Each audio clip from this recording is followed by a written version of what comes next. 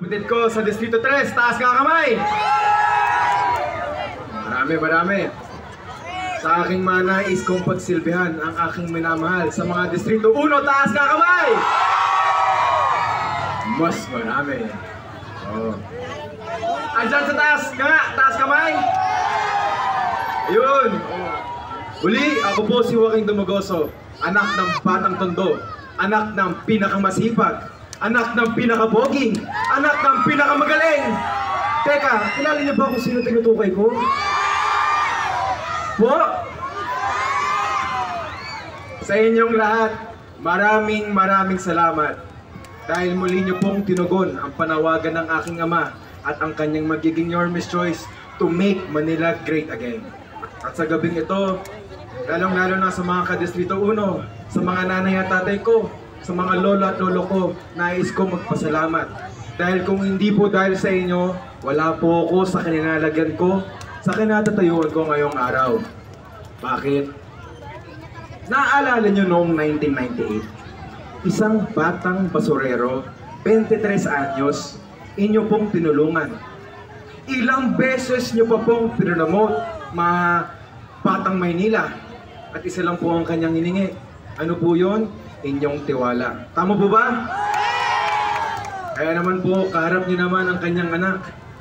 Ganon din po ang aking hinihingi sa inyong mga Batang Maynila, na sana mapagkatiwalaan niyo rin po ako. Pwede po ba?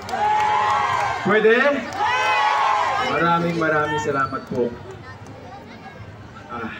Kaya naman po, ang lagi pong sinasabi ng aking ama, na anak, ang serbisyo, laging natututunan. Ang paglilingkod ay napapag-aralan. Ang hindi na ituturo ng maski sino mong tao. Ayan po ang pagmamahal mo sa taong bayan. Tama po ba? Tama? Kaya naman po, kung ako ipapalarin, kung ako po ay bibigyan nyo, I promise nyo po, hindi ko kayo bibiguin.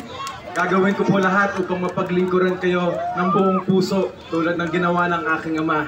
Pwede? Kasama po dyan ang Your Miss Choice. Kasama po dyan ang buong pusong Maynila. Sa inyong tulong, putungo po tayo sa isang progresibong Tondo. Posible? Kaya naman po, ako po si Joaquin Dumagoso, number 6 po sa balota. Sana po huwag niyong kakalimutan. Manila! Maraming salamat po. Maraming salamat po. Muli po, wag po natin kalilimutan i-shade ang number 6 sa hanay ng mga konsehal mula po sa District 1. Palakpakan po natin Councilor Joaquin Dumagoso. At sa mga pagkakataon po ito, bago ko po ibigay ang ating susunod na tagapagsalita, muli po, sabay-sabay muna po nating panoorin to. Yeah, man. Dito tayo palagi. Kay taga Yamado ang serbisyo. Sigurado yun. Kita mo naman ito mag-serbisyo. Totoo sa pagkatundo. Si taga ay laging nandito, malapit sa puso nyo. Alam mo naman na libreng magagamit kanyang jeep. Tulong niya walang hindo at ditumpik-tumpik. Si taga may usaya pero malasakit. May libreng payong kapag umulan tsaka uminit. Dama mo mapagmamahal nito palagi-lagi. Sa katunayan siya pa nga palagi lumalapit. Nagpagawa ng lola para ating masilungan. Sobrang dami nating taong mga tinulungan. Ganyan ang serbisyo di tayo tinutulugan. Mga magandang plano para sa kinabukasan.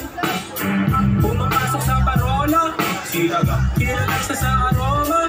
Si taga happy life tsaka sa isla. Si taga sa balik pati marala. Si taga pumunta siya sa breakwater. Si taga personal kang tutulungan. Si taga punta ka pa kahit sa bahay. Si taga sinisigaw ng mga tao. Maraming salamat sa lahat from bawat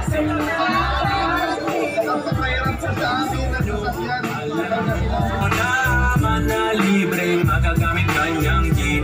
Tulong niya walang hindo at ditumpik-tumpik.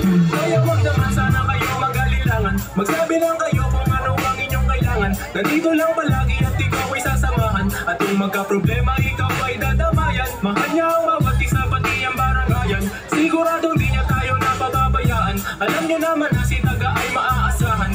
Sama-sama tayo at ikaw ang ating laban. Pumapasok sa parola, si Daga, kilala siya sa aroma. Si Daga, kapilan tsaka sa isla. Si Daga, sinisigaw ng mga tao. Si Daga, kita mo na. Anak ng dating mahusay na konsihal, taga Fajardo, ang may paninindigang konsihal sa kanyang tapat na serbisyo, tayo ay laging llamado. Ang proud taga Tondo, ang Yormes Choice. Number 7 sa balota, Konsihal Jesus, taga Fajardo Jr. Kita mo naman tumag-serbisyo, totoo sa taga-Tondo. Gawas. Unang-una, maraming salamat sa aking mga kapitbahay. District 3 man, District 1, basta taga-Parola, kapitbahay ng Fajardo.